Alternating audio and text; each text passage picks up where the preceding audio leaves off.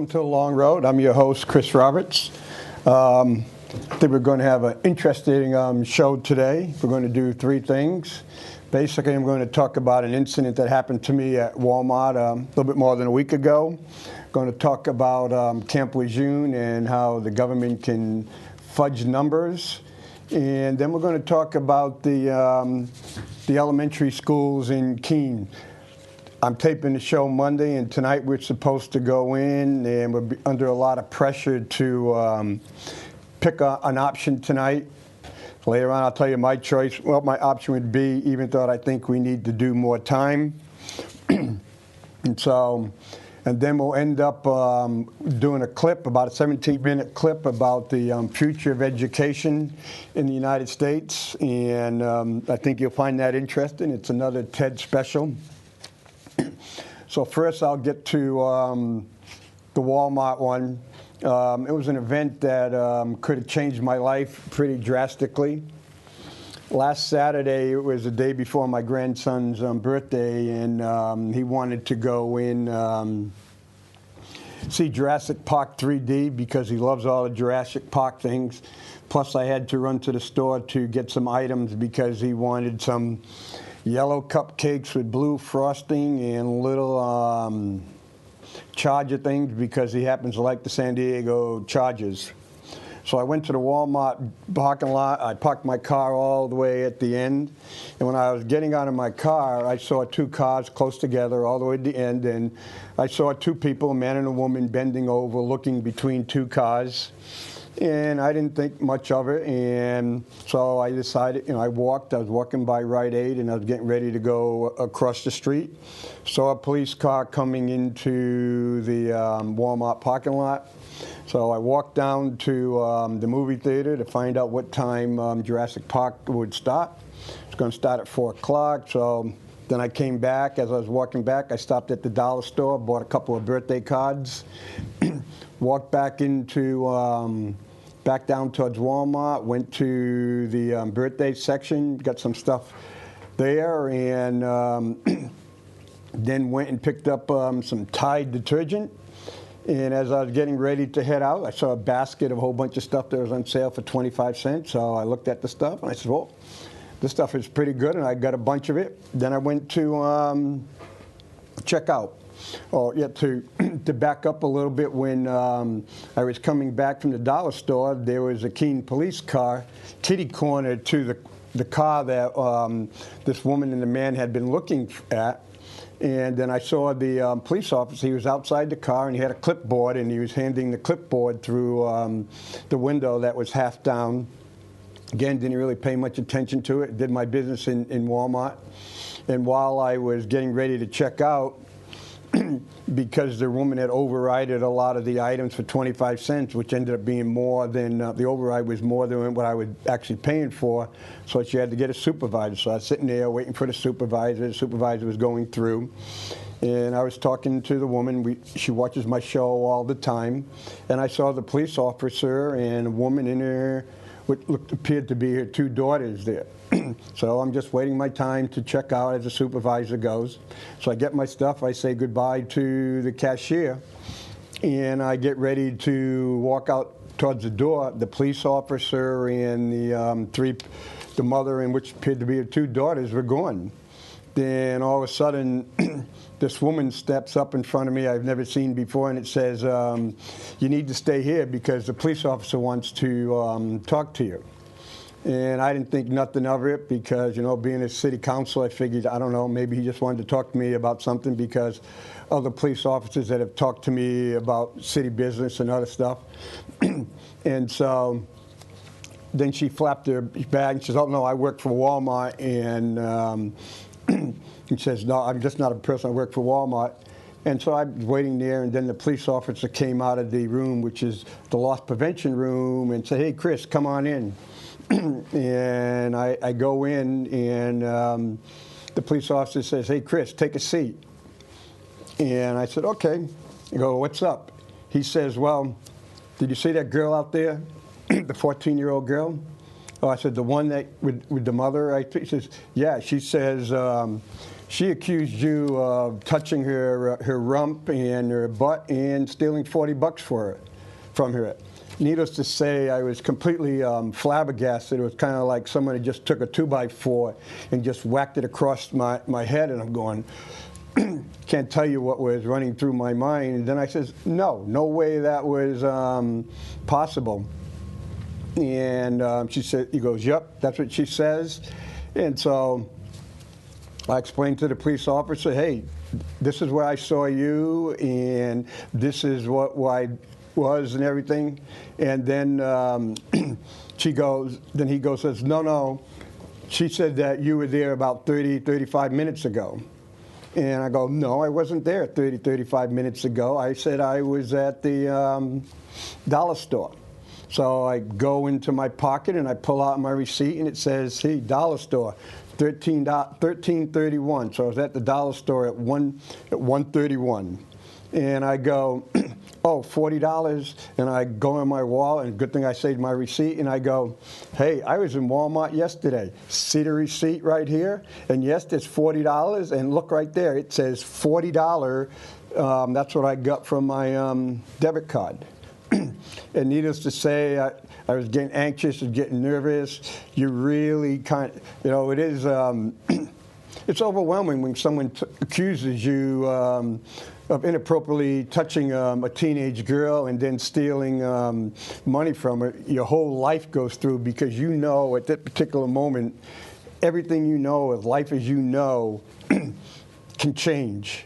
And I'm going, no, and I said, hey, this is what I did, this is where I went. And and I explained what aisle I went into, and it says, well, it was in the health area. I said, nope, I didn't go in the health area. The closest I went to the health area was the soap area. And so we're going in, and I'm talking to the police officer, and I'm trying to stay calm and composed, because here you are, you're accused of one of the worst things that a man can be accused of. And I'm just trying to figure, am I getting everything done? Am I telling him bang, bang, bang? And I showed him the stuff I had from the birthday cards. I showed him what I bought. I did all the stuff. And he goes, well, and so then he goes, then he asked the woman from Walmart to go look on the camera footage. I explained the stuff. And she wouldn't let me see at the time, so he goes out and then comes back in, and then she goes, and while she was out, she shows me, says, yep, that's you. And I go, yep, there's me, there's my basket, and there's me picking up the load of Tide. And then so we go in there, and he comes back in the room, and it goes and says, there he is, he's right there in the Tide aisle, just like he stated he was in the soap aisle. Then he go and asked her, can you check? And so goes over and checks the couple aisles over, and there's the girl, and there's some other person there. They couldn't tell whether he accidentally brushed up against her or he in fact touched her on purpose. Then the police officer says, wait a minute, I'm going to call in dispatch and find out what the description of the man was. And the description that the girl had called in maybe 45 minutes earlier basically said was an older man. Yeah, I'm old, I'm 58, but an older man with long brown hair. Well, one, I've never had brown hair in my life, and I've never had long hair. And just 5 days earlier, I had shaved all my hair for Bald is Beautiful. And so I don't know if I was relieved it didn't match me, or I was really totally pissed off because I had to go through something that should have never been to. And you would expect that they would go in and say, hey, what is the description of the individual? Are you sure this is the individual? Because it didn't match the description of the individual you gave. And it's 9 days later. I still haven't got over it. It'll probably take me a while to get over it. I'm not no victim. I'm not feeling sorry for myself. It's an event that happened, and it's an event that should never have happened. And so, and I go in, and I'm saying to myself is, wait a minute, why didn't the police officer have the description of the individual? Why didn't they go in and with Walmart and look at the videotape prior? So if they had got the description, they had looked at the videotape, I would have never been accused of doing such a horrible deed. And so those are a couple of lessons learned. If those things had been done a matter of a few minutes, then I wouldn't be so angry. I wouldn't have been flustered. I wouldn't have had to go through this whole event. And looking at the stuff, it's kind of like to myself, did the girl spend the money? Then she tried to cover it up to her mother. Okay, oh, Mom, someone stole my money, when in fact she spent the money. Or if she lost the money, if she spent the money or she lost the money, and she accused the man of touching her inappropriately and stealing the money, that is, she could have destroyed a person's life by her lie over $40. Plain and simple. Second, there's a good chance her mother was there. Her mother didn't do anything, or her mother didn't question her.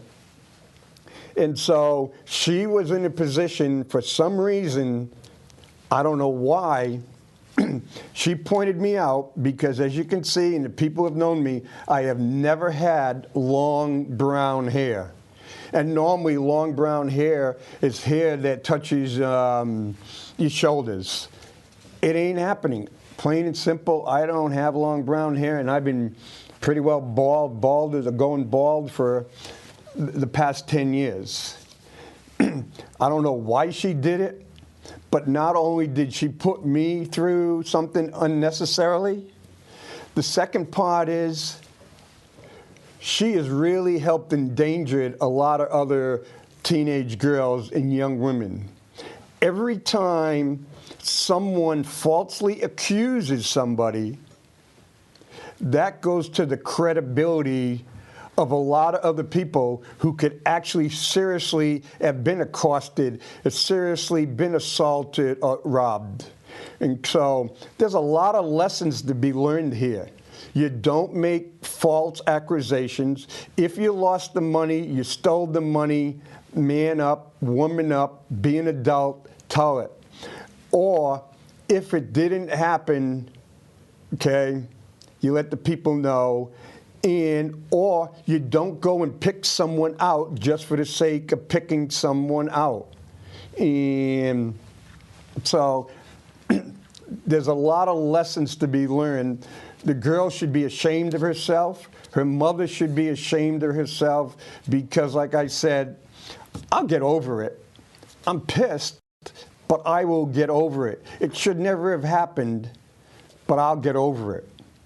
But if the girl did this, and she knowingly did this, and she gets away with this with no punishment, no recourse whatsoever, you do what you get rewarded for. Chances are she may do this again, and chances are the next person may not have had their dollar store receipt, their Walmart receipt. There may not have been Walmart videotape. And that's the part that irritates me. What happens if I didn't have that Walmart receipt, that Walmart video, that dollar store receipt?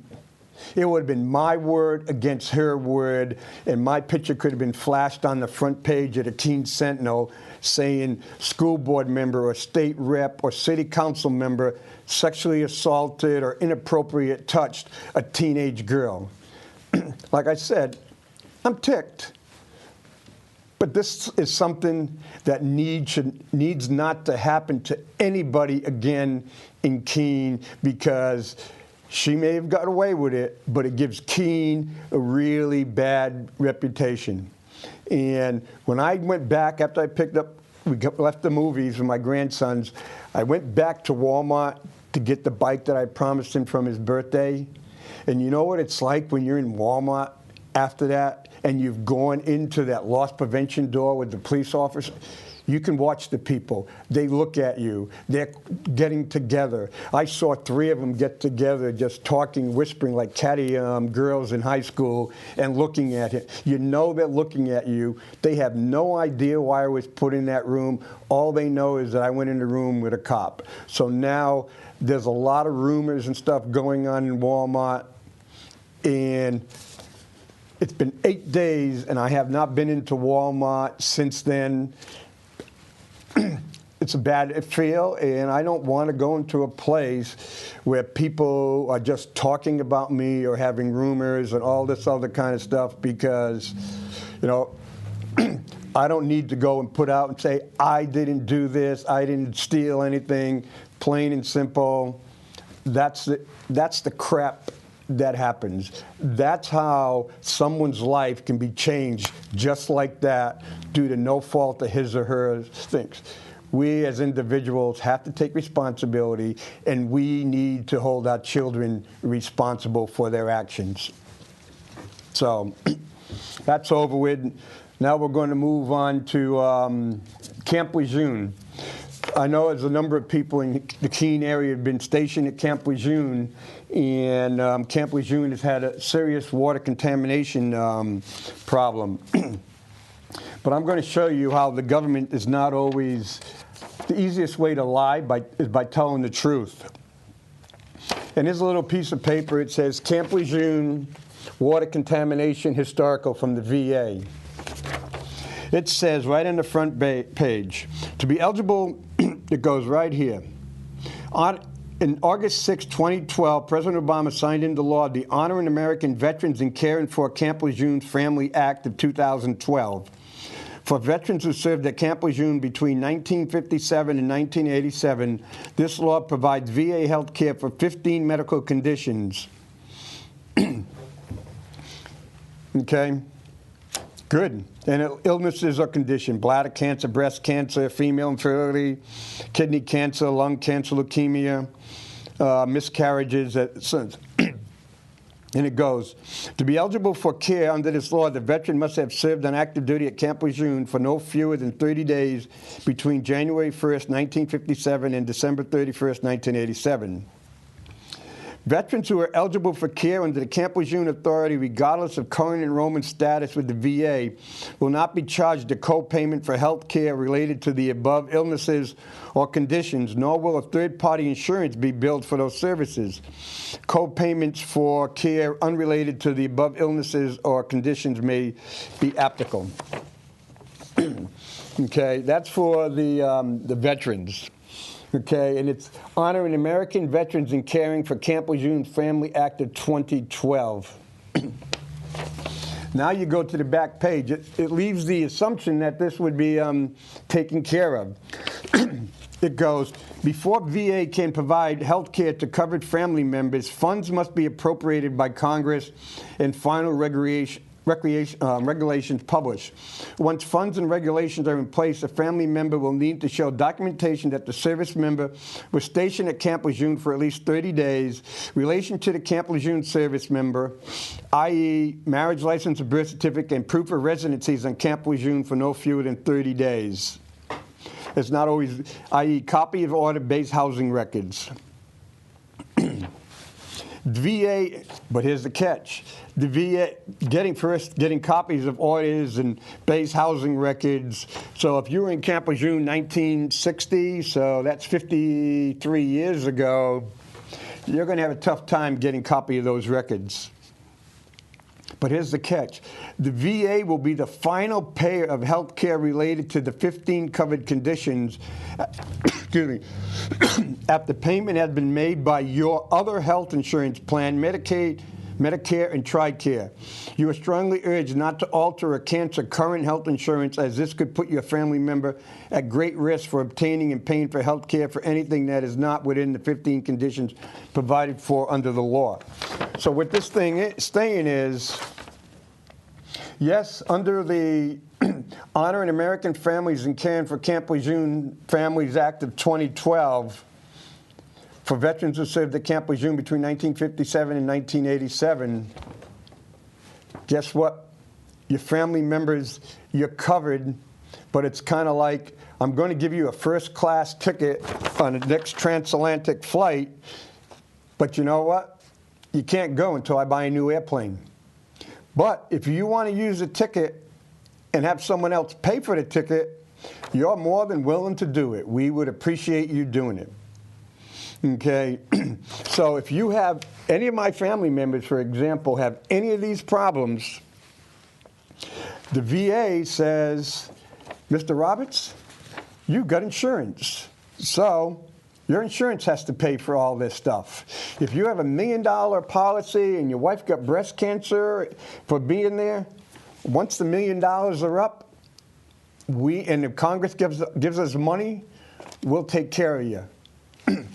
But, so again, this is political speech of saying how we're going to take care of you, but only if Congress authorizes the money. Congress has the Center for Disease Control publishes regulations. Your health care plan pays up, or Medicare or TRICARE or Medicaid pay up. Only after all those are done, and if you're still alive, the VA will take care of you. And it doesn't really make me very happy, because we're going to show you some of the things. We're going to look at this chart, and I've blown it up. And I don't know how clear it's going to come in, but we're going to talk about 5 of the chemicals that it was on Camp Lejeune.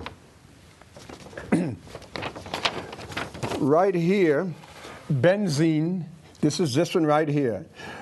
The max amount of benzene that's allowed is 5 parts. Okay, the highest recorded benzene is 2,800 parts. VC, the max amount of VC, that's benzene. VC, the max amount, which is the little purple right here, this is the max amount. It goes all the way up to here at about 120 parts. TDCE, which is the maximum of 100, it's right here, but it goes all the way up to 500 parts.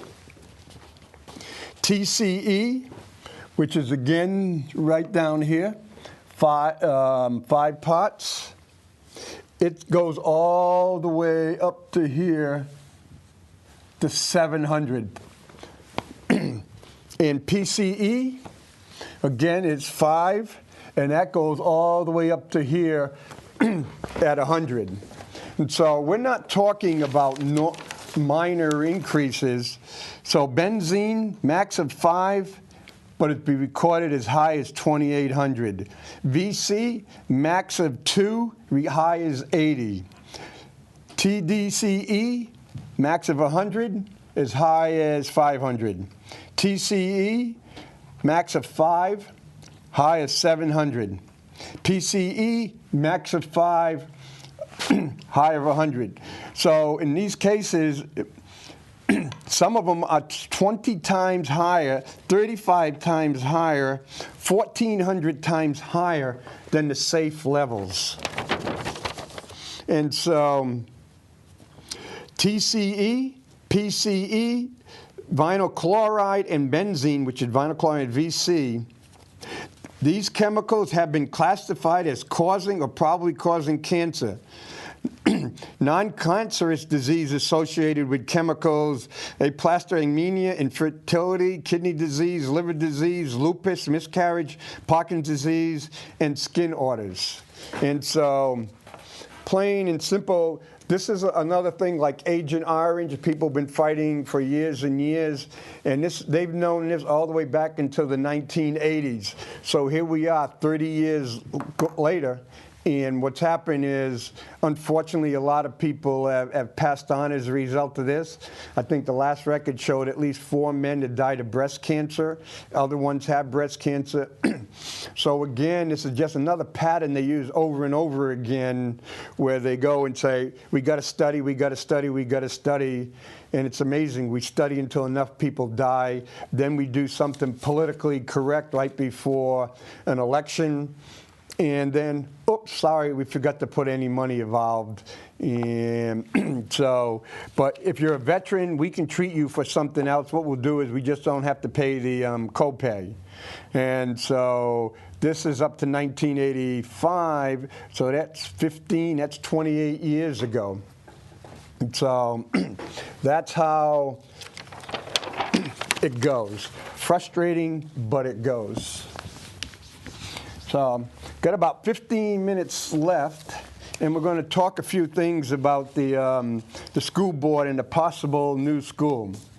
And the reason I did the Camp Lejeune and how we fudge with numbers is because we fudge with numbers, we make numbers to come up to what we would like to have. We're going to put Keene and New Hampshire. In 06, 07, Keene was $8,815 per student, elementary student.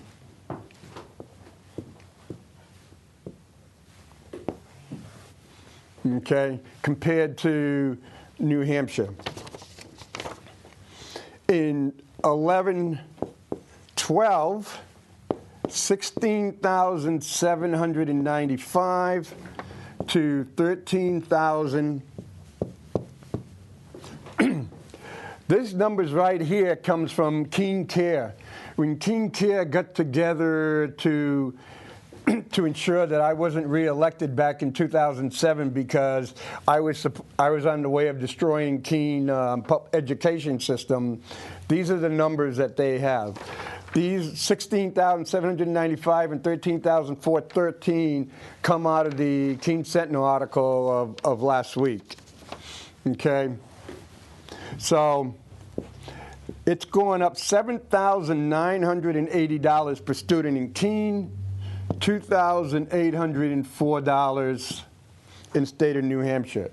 It is going up 90.52% and 26.43%. Okay, basically, we're looking at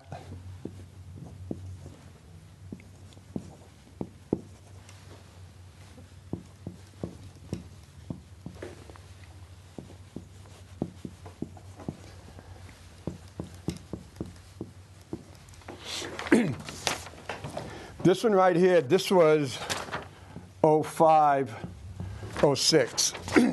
So I used a different division factor down here. So what happens is, in this time frame,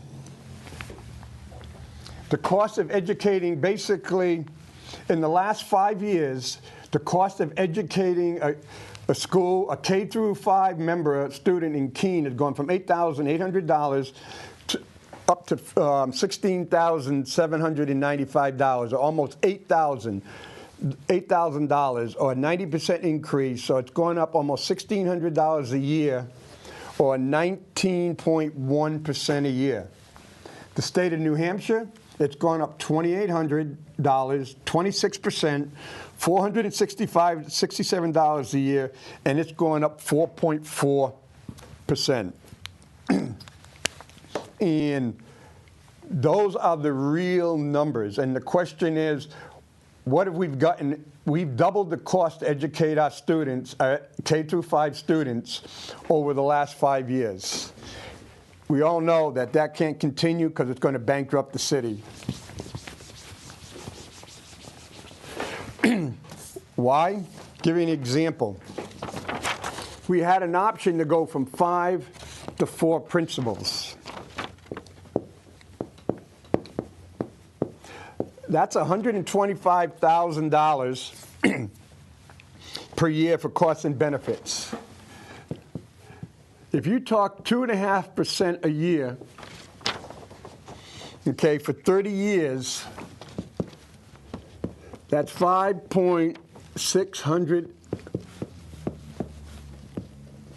That's what going from 5 to 4 principals over 30 years, that saves $5.6 million. Keene State College, Wheelock, $1.2 million. The school board refuses to redistrict to put more students into Wheelock. $1.2 million at 2.5% a year.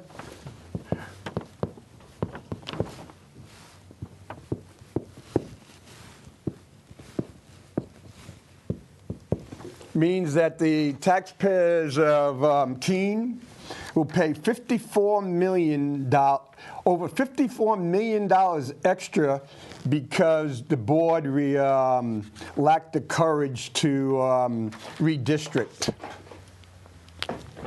A lot of money. 2007, Keene defeats school budget.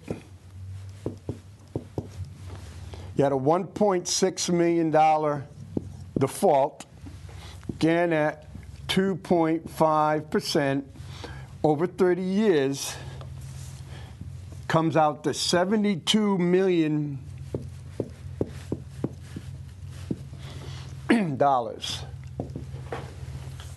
So we can argue all we want saying that I helped destroy the Keene School District because when I was a finance chair, the budget failed because I gave the people the option of a $1.6 million less on the default budget, which they took up. That $1.6 million is when you're looking over a 30-year lifespan. That's $72 million. If that budget had passed and that 1.6 was in, and that 1.6 was continually staying on with inflation or an increase of 2.5 on that, $72 million. Basically, if you average it out, the budget would be about $2.4 million a year higher. And so when we go in and we talk little numbers, you can't think just this year or next year. I've been trained to think 5 years, 10 years, 20 years out. And so when you make a little number right here, it has a long-term effect. This is why as a government we have trouble with pensions and all those problems, is because we don't think way ahead. I'm going to show you something real quick.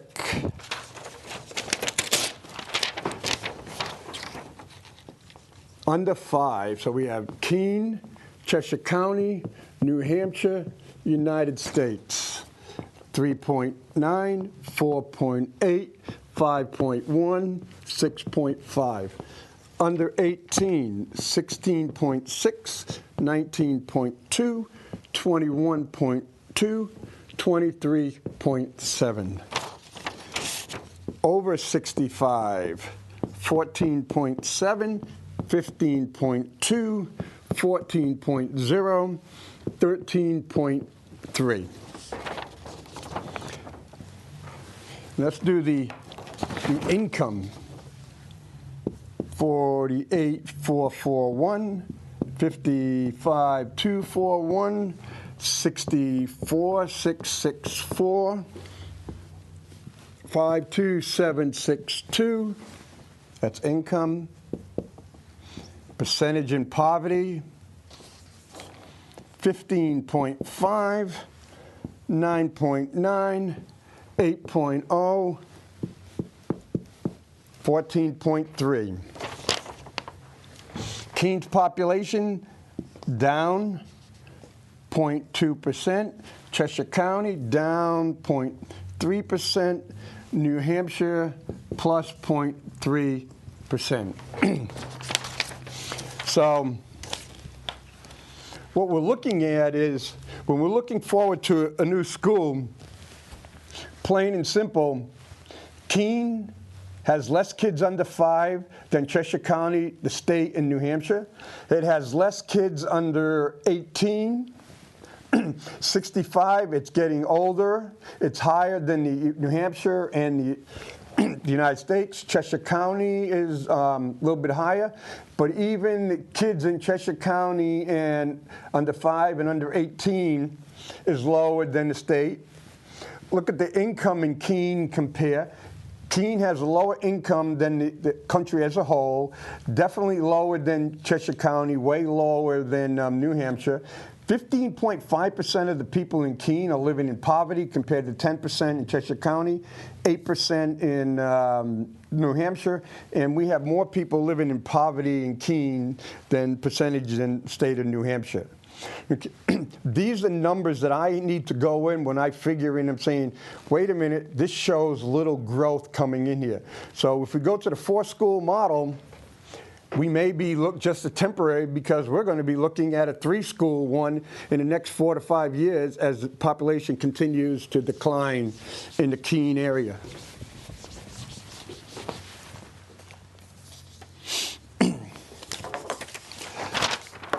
The other part, 2007.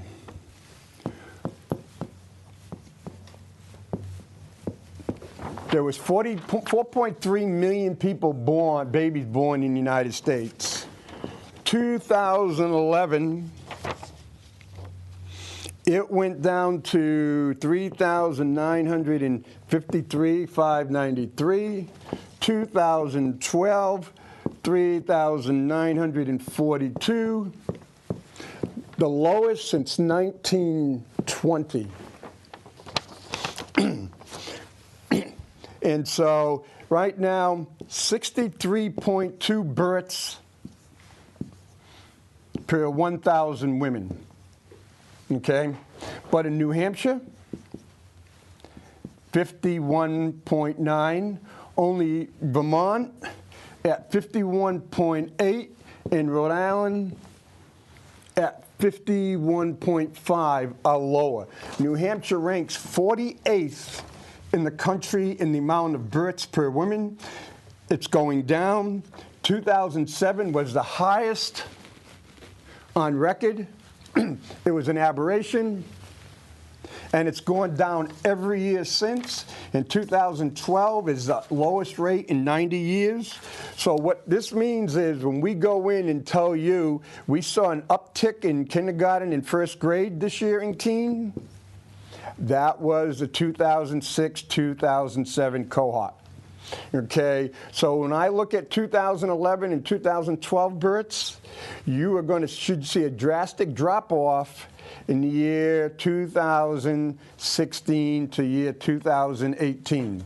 And 2013 looks like it has a drop-off now. So right now, 2013 we're at our peak, and it's going down again.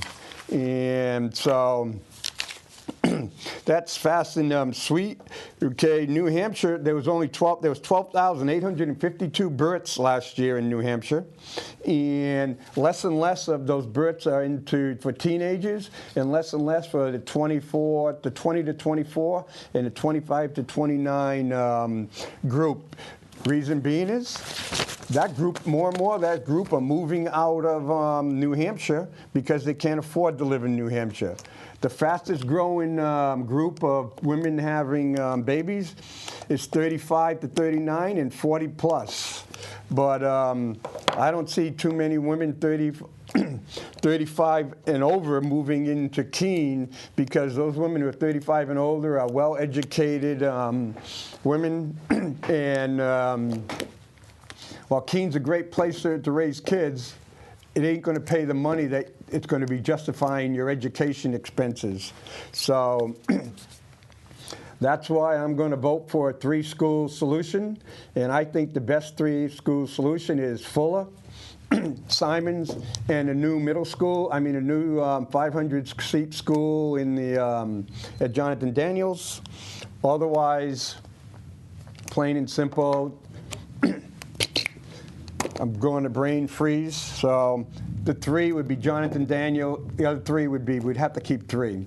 And so, but I'm going 3 school solution. And so I have to go. My time is just about up. And so I will see you on the long road. And I'll be there tonight at the Board of Education. It should be to a packed house, but we're doing it in a little room. And I hope you enjoyed this video from Ted, because I think it'll be perfect. It'll give you an idea where education is going in the future. And it's not going to be all bricks and mortars like it used to be when we were growing up. So again, thank you. Sorry for my flub at the end, and we'll see you on the long road. Have a good day.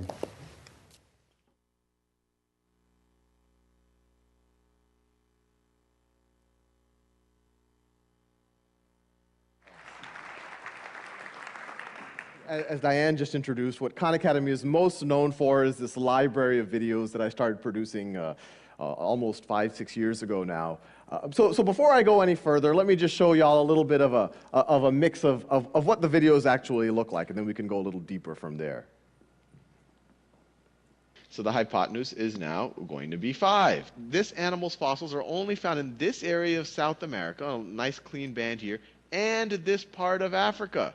We could integrate over the surface, and the notation usually is a capital sigma. National Assembly, they create the Committee of Public Safety, which sounds like a very nice committee. Notice, this is an aldehyde, and it's an alcohol. Start differentiating into effector and memory cells. A galaxy. Hey, there's another galaxy. Oh, look, there's another galaxy. And for dollars is their 30 million plus the $20 million from the American manufacturer. If this does not blow your mind, then you have no emotion.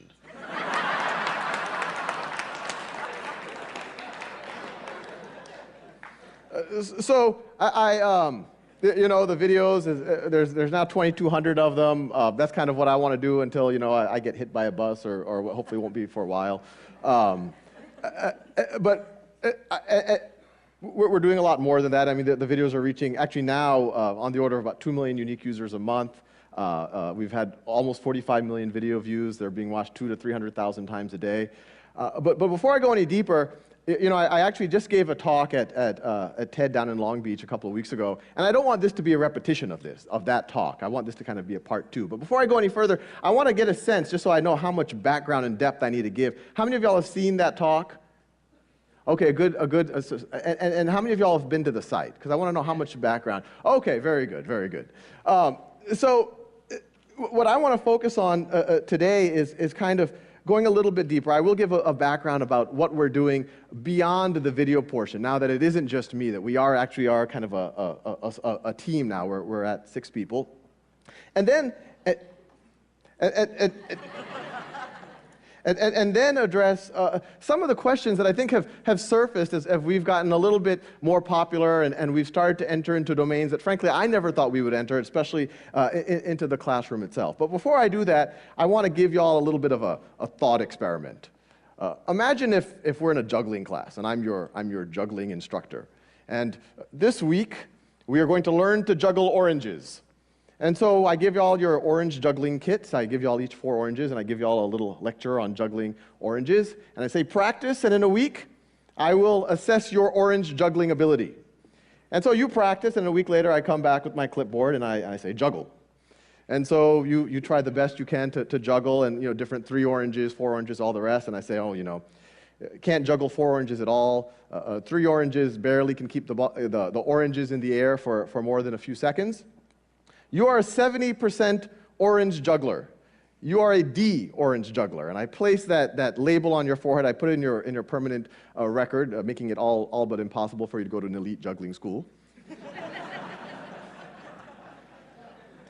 And despite those deficiencies that you clearly have in your abilities, there's a state-mandated juggling curriculum that we have to follow. And there's a calendar that specifies how we have to move forward. We have this kind of assembly line. And so I say, well, give me back the oranges. The next lesson, here are some knives. And as crazy as that might appear to be, that's exactly what's happening in our classrooms right now. It might not be as physically dangerous, but it is just as mentally dangerous. We have students, they take an exam, they get 10% wrong, 20% wrong, 30% wrong. You can even fail an exam. And regardless of the fact that we've identified those deficiencies, we know that the student doesn't know those concepts, we have to move on to the next concept. We have this assembly line that the only thing we're using the test for is to put labels on people's foreheads, to separate them, to track them. But then when we know there's weaknesses, we push them forward, and we're pretty much ensuring that at some future point they're going to fail. We're pretty much ensuring that motivated kids, even if they have awesome teachers, at some point those gaps are going to come back, and they're not going to be able to perform once they get to some more advanced mathematics. So now that we've gotten funding, and just so you know a little bit of the story of how all of this happened, I was literally making videos in my closet for about 5 years, and then about a year ago, Google brought me over to their campus, and I thought it was just like a lot of the Google engineers that as parents they were using these videos for their children and all of that, but they brought me into a conference room and they said, "Sal, what would you do at $2 million?" And I said, "Is this an education context or just as a broader question?" Is this they're very different answers. So that happened, and then a little bit later, and this is actually, this is like last year, I was still in the closet. I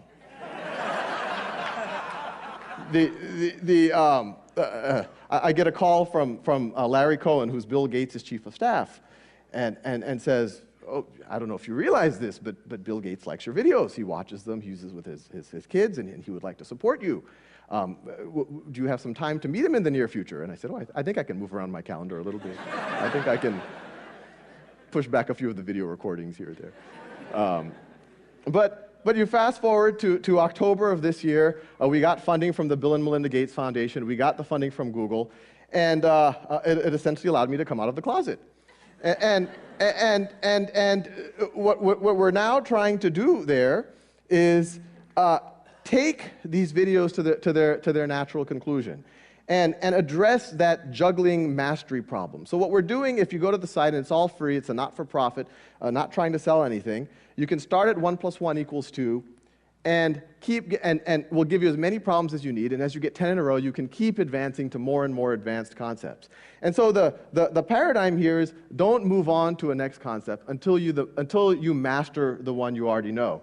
And so as an organization, what we're trying to do, and it seems like there's already a little bit, we're getting the traction here, and we'll talk later in the talk about why we think we're getting that traction. What we're trying to do is enable anyone, anywhere in the world, for free, to get, an education, but when we say an education, to get an education that really is a mastery-based education, one that really ensures that someone understands the basics before they move forward, and they can do it all at their own pace. And I want to be clear, and this is actually, and this will, we'll talk more about this at the second half of the talk. This isn't a new idea. And actually nothing that Khan Academy doing is fundamentally new. Doing videos, either online or even on TV or whatever, it's not a new idea. When radio was first invented, when TV was first invented, people thought it was going to revolutionize education, put the best teachers, broadcast them. It never happened. Even when the internet was first kind of came out, they thought that was going to be the killer app for the internet. When the PC was first invented, they thought this was the first time we can give people self-paced learning, but it never got traction. So in the second half of my talk, I'd like to think a little bit about maybe why we're getting traction. It's a super important question for us as an organization, because we don't want to lose whatever that secret sauce might be. The other interesting thing that's happened, and I talk a lot more about this in the other TED Talk, is, and it was actually a big surprise to me, is that our software and video started to get adopted into the classroom. And I mentioned in the previous talk that it happened early on, even before we got funding or anything. I started getting letters from teachers who saying that they were using just the videos to flip the education model. They were now assigning the videos for a lecture, they were assigning the videos for homework, and instead of doing a lecture in the classroom, they were actually allowing their students to interact with each other and doing problems. And so they actually, just with that simple technology, just the on-demand video, they were actually able to kind of personalize and make the actual classroom experience interactive. And so now with this kind of self-paced, mastery-based learning software, we were approached by the Los Altos School District, not too far from here. What would you do with the classroom? And we said, well, we would let every student work at their own pace, And the teacher's role would be they'd have a dashboard, they would have all of the data, and only intervene on the students that are stuck. And so you could do a very focused intervention and be armed with the right data to do it, or even better, get a student who's already proficient in that to intervene on that student. And then you get all of the benefits of learning something even deeper when you yourself are the teacher. So they decided to do it. And so in Los Altos, we have 2 5th grade classes and 2 7th grade classes, and they're using this as their core curriculum. And what I want to emphasize here, and it's not always made clear, is when I talk about this to people, a lot of people say, oh, this is awesome, self-paced learning, mastery-based, differentiated instruction. But there is a crowd that starts to get a little suspicious. They start saying, well, this sounds like you're automating things, but it sounds like it's very robotic. It sounds like kids in front of a computer just doing exercises all day, listening to videos, not interacting with each other. It sounds like you're marginalizing the teacher. It sounds like you're de-skilling the teacher, that you're making them kind of just do what the computers can't. And what I want to emphasize here is it's the exact opposite. What we're seeing in those classrooms in Los Altos is we're seeing every moment of that teacher's time is spent interacting with her students, being a mentor. These students are getting one-on-one with the teacher multiple times a week. When I was in school, I was lucky to get that even a few times, and even in your whole career, multiple times a week. They aren't doing this at the expense of project-based learnings or investigations. What this is allowing the teacher to do, it liberates the classroom. So now that they can do more of the project-based learning, they can do more of the investigations. These classrooms in Los Altos, there is more of that creative activity, more of this interaction, more of this experimenting with the world than you would see in any other classroom. So for the first time, because we have this technology, it's not an either-or proposition. You have these kind of camps of mathematical instruction. Do you do kind of the traditional, do a lot of problems, lecture, and see a lot of traditional problems, or do you do the project-based learning where you investigate things? And our answer is now we can do both. And even better, even on the instruction itself, there's these debates between old math and new math. How do you do it? And the value when you have on-demand video, you can do both. You can actually expose the students to every possible way that there is to learn mathematics. And in the same classrooms, you have one kid doing 3rd grade math, and you have one kid doing algebra, and that's great. That the student doing the 3rd grade math needs to be doing the 3rd grade math. He or she needs to fill out those gaps. And the student who's doing the algebra should be able to run forward and do the algebra. And then some people say, oh, well, this is bad. Already the smart kids have the advantage, and the slow kids, they already have every disadvantage, and now you're making the spread even wider. But what they don't realize is in these same classes, it's becoming impossible to figure out over a longer term who those smart kids are and who the slower kids are. Because even though one kid is working on 3rd grade math for a little while, once he or she is getting those gaps, and we see it over and over again, they're able to race ahead. And then 3 weeks later, they've passed up the kid who's in algebra. So all of these kind of labels start to disappear. The other thing that we're kind of thinking about it as we grow our organization, and we really want to make sure we have a good hold on it, is why is it working? Why is it resonating? These ideas have existed forever: on-demand video, self-paced learning, and the real data points we've been getting. Obviously, we've had the user growth, we've had the traction. Bill Gates uses it. But for me personally, the real data points has just been the user testimonies, the letters that we get. And actually, the first feedback has turned into a little bit of a one-liner, was from my cousins, who, their very first feedback when I'd put 20 or 30 videos up for them, they said that they preferred me on YouTube than in person. And we just keep getting them, and I think there's a common theme here, and I'll just read a couple real quick. But there's one. My eldest kid is dancing around in my room here because she is so excited that she finally found someone that teaches like this.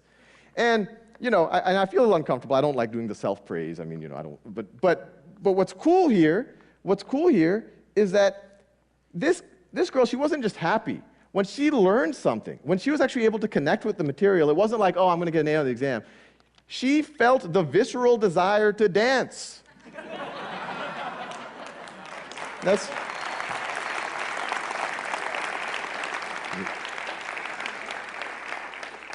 And there's all sorts, this is a letter, and this takes me back to my college days when I didn't have a girlfriend. I don't know if these boys at Bellarmine can relate to this comment. So this is a comment from a college student. There's always so much else that a student has on their mind. What is the pretty girl looking like today? What was the professor like when they were a student? Should I talk to the pretty girl after class? Will I include last weekend's event in a book about my life? That the slightest drifting of focus quickly turns into a fruitless 2 hours spent daydreaming or unconscious. Please continue what you are doing. Let's see. And it was actually a much longer letter that I had to redact. It wasn't appropriate for this audience. It was, and then this is one I got 2 days ago. I've taken Calculus 1 3 times. The first time I didn't pass the class. The second time I had to drop the class. My girlfriend's mom told me about this site. She heard about it at a conference. I checked it out. I began supplementing, proceeding, and sometimes even replacing my lectures with your videos, and I received an 84% on my first midterm. This is the third time he's taking it. I almost cried. I was so happy. And when I first read it, I was like, 84, that's a good score. Why is he crying? Especially because the class average was a 47%. That's the... Now the second midterm is coming up. I feel confident enough to say that I will most likely get an A in the class. Since my major depends on me passing the class, I want to thank you for helping me save my college career. So it's pretty, mind-blowing stuff, and I think you can imagine why I quit my day job as a hedge fund manager, but wasn't quite as much psychic reward. But I think the takeaway here is that, and this is the learning that we have, and this thing that we never want to forget as an organization, is that people come to the Khan Academy wanting to just fill in a gap. They have an exam. They want to pass an exam. But once they actually experience what it's like to learn, it doesn't matter who they are. It could be the student who's about to drop out. Once they actually experience it for the first time in life, they get addicted. It's a natural high. It's something that we innately, all humans, want to have. And that's something as an organization we don't want to ever forget, that if we can form these human bonds using technology, that's what's actually going to allow us to succeed. And so I want to leave you with one quick little story from one of the Los Altos classrooms last week that kind of hits the point home. There was a reporter from NBC doing a story on what we're doing in that classroom, and there's a little fifth grader, and she's doing trigonometry. And actually, all of the boys are very envious of her because she has the most badges and points and all of that other things. And the reporter sits down next to her and says, "Do you think this is fifth grade math?" And then the little girl has a mischievous smile, and she looks at the reporter and she goes, "No, I think it's sixth grade." Thank you.